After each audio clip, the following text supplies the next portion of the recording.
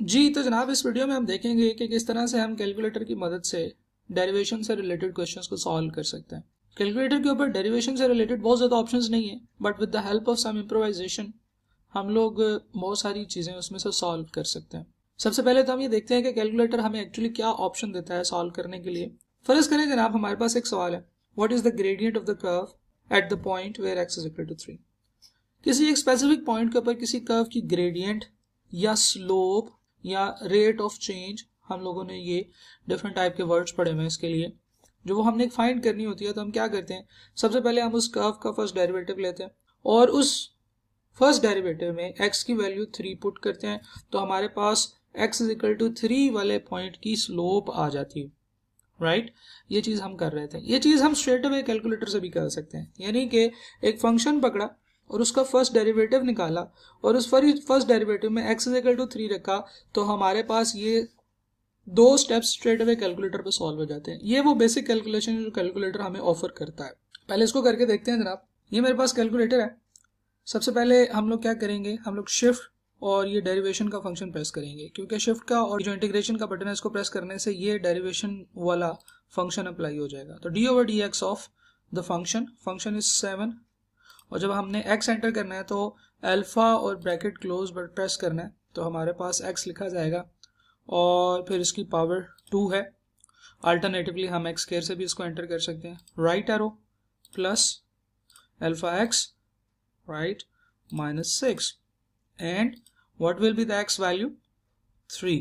तो फंक्शन क्या करेगा, जो कैलकुलेटर है वो क्या करेगा, सबसे पहले इस फंक्शन का डेरिवेटिव लेगा और जो डेरिवेटिव आएगा वो आपको शो नहीं करवाएगा, लेकिन उस डेरिवेटिव में x इज इक्वल टू 3 रख के आपको कैलकुलेशन सॉल्व करके देगा। Your answer is 43।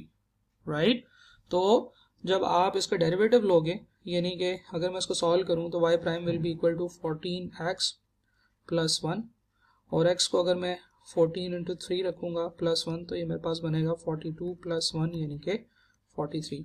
तो ये वो कैलकुलेशन है जो कैलकुलेटर हमें ऑफर करता है। अगले सवाल की तरफ मूव करते हैं जनाब। इसी तरीके से अगर आपके पास फंक्शन है और उस फंक्शन में आपसे dy ओवर dx पूछा जाए when x is equal to 4, तो वो सेम ही चीज़ है जो ऊपर पूछ रहा है। सेम तरीके से आपसे स्लोप पूछ ले, रेट ऑफ चेंज पूछ ले, या ये इस तरह से ट्राइंगल बना के दे दे, या आपको dy over dx when x is equal to 4 इस तरह से पूछ ले, एक ही बात वो आपसे पूछना चाह रहा है, तो हम इसको बिल्कुल उसी तरीके से कैलकुलेट करेंगे जैसे पहले कैलकुलेट करते आए हैं। हम लोग क्या करेंगे, सबसे पहले शिफ्ट इंटीग्रेशन का साइन, उसके बाद 4 alpha x raise to power 3 right arrow, जिससे हम पावर एंट्री से बाहर आ जाएंगे, प्लस 2 अल्फा x स्क्वायर, फिर उसके बाद plus 7 alpha x right arrow -9। Function आपने एंटर कर दिया, सॉरी -9 फंक्शन आपने एंटर कर दिया। अब आप एक दफ़ा राइट एरो प्रेस करोगे तो अब आपने 4 एंटर करना है। जब आप इक्वल टू करोगे तो आपका आंसर आ रहा होगा 215। तो कैलकुलेटर ने क्या किया, सबसे पहले इस फंक्शन का डेरिवेटिव निकाला और उस डेरिवेटिव में x की वैल्यू 4 रख के आपको सॉल्व करके दे दिया। तो this is the base calculation that the calculator offers us, और वो ये है कि आप किसी एक पॉइंट पे डेरिवेटिव कैलकुलेट करके तो उसके अंदर x की वो वैल्यू पुट करके उसका आंसर निकाल सकते हो।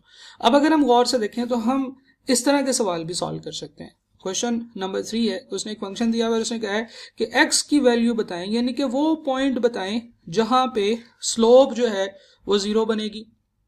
अच्छा, उसने ये कहा है, पहले क्या होता था, वो पॉइंट बता देता था और कहता था f of x in that point calculate करें। अब उसने 215 बता दिया और आपसे कह रहा है कि ये 4 कैलकुलेट करें।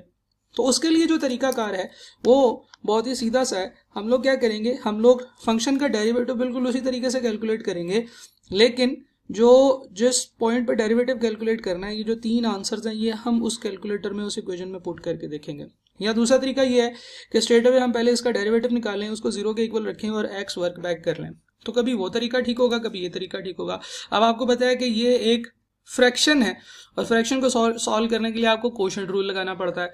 जब आप इसका डेरिवेटिव लोगे तो वो एक लंबी कैलकुलेशन हो जाएगी। इसकी बजाय अगर हम स्ट्रेट अवे इसको कैलकुलेटर में पुट करें, हम लोग कैलकुलेटर पे वापस आते हैं, हम लोग कहते हैं जी शिफ्ट और फिर उसके बाद इंटीग्रेशन और उसके बाद fraction entry 4 -2 alpha x down arrow 2 + 3 alpha x plus 3 alpha X square.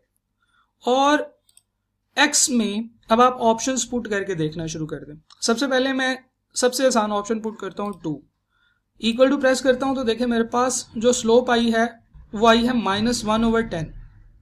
तो हमें तो वो पॉइंट चाहिए जिसपे स्लोप 0 हो। ओके, मैं एक दफा राइट एरो प्रेस करूंगा तो मैं दोबारा उसी एंट्री में आ जाऊंगा। मैं यहां से डिलीट करूंगा, दूसरी ऑप्शन पुट करके देखते हैं। अब इस ऑप्शन को अगर आप गौर से देखें तो ये 1 + √3 एंड 1 - √3, ये दो ऑप्शंस, वो कह रहा है कि इन दोनों ऑप्शंस में से किसी भी एक ऑप्शन को पुट करते हो तो आपका आंसर 0 आएगा। तो मैं सिर्फ एक पुट करके देखता हूं, 1 + √3 इक्वल टू प्रेस किया तो आंसर आया -0.03। ये भी 0 नहीं, राइट। अब मैंने इसमें एंटर करना है जी 2 × 1 प्लस, और उसके बाद है जी स्क्वायर रूट के अंदर फ्रैक्शन है, और जो फ्रैक्शन है वो है जी 5/3। राइट एरो आपको एक दफा प्रेस करना है तो आप फ्रैक्शन एंट्री से बाहर आ जाएंगे, लेकिन अभी भी आप स्क्वायर रूट के अंदर लिख रहे हैं। आप लिखेंगे तो आपको पता चलेगा कि आपने तो स्क्वायर रूट के अंदर ही लिखा है। आपने एक और दफा राइट एरो प्रेस करना है तो अब आप स्क्वायर रूट की एंट्री से भी बाहर आ जाएंगे। अब आपने ब्रैकेट क्लोज करनी है, इक्वल टू प्रेस करना है, तो आपका आंसर आ गया जी 0। तो वो पॉइंट जहां पे आपका आंसर 0 होगा वो ये वाला पॉइंट होगा, ऑप्शन नंबर ए, राइट। तो इसी तरीके से हम लोग ये भी कैलकुलेट कर सकते हैं कि कौन से पॉइंट पे कोई एक स्पेसिफिक स्लोप होगी। और जब हम आखिरी एग्जाम्पल की तरफ चलते हैं जो हमने यहाँ पे डिस्कस करनी है, वो भी सेम है जी। उसने कहा था cost function for the manufacturing A product is given by this, find the marginal cost of producing 50,000 first unit.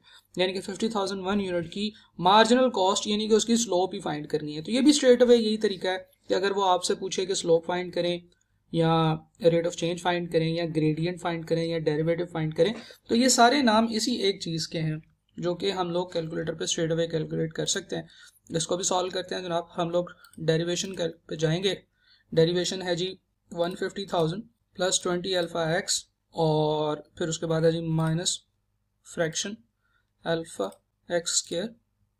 Down arrow press करेंगे 10,000, और आप राइट एरो प्रेस करेंगे। अब आपने x पे क्या लिखना है जी? हाँ जी बिल्कुल, आपने 50,001 लिखना है। इक्वल टू प्रेस करेंगे तो आपके पास आंसर आएगा 9.9998, right. Option A is your correct answer. तो इस तरीके से आप slope at a specific point या point for a specific slope calculate कर सकते हैं स्ट्रेट अवे इस कैलकुलेशन से, राइट। तो ये तो था जी डायरेक्ट यूज डेरिवेटिव का, ये ऑब्वियसली आप लोगों को पता भी होगा। इंशाल्लाह अगली वीडियो में हम ये देखेंगे कि अगर आपको सिर्फ डेरिवेटिव कैलकुलेट करने के लिए कहा जाए तो आप डेरिवेटिव कैसे with the help of calculator and with the help of option analysis कर सकते हैं। Thank you.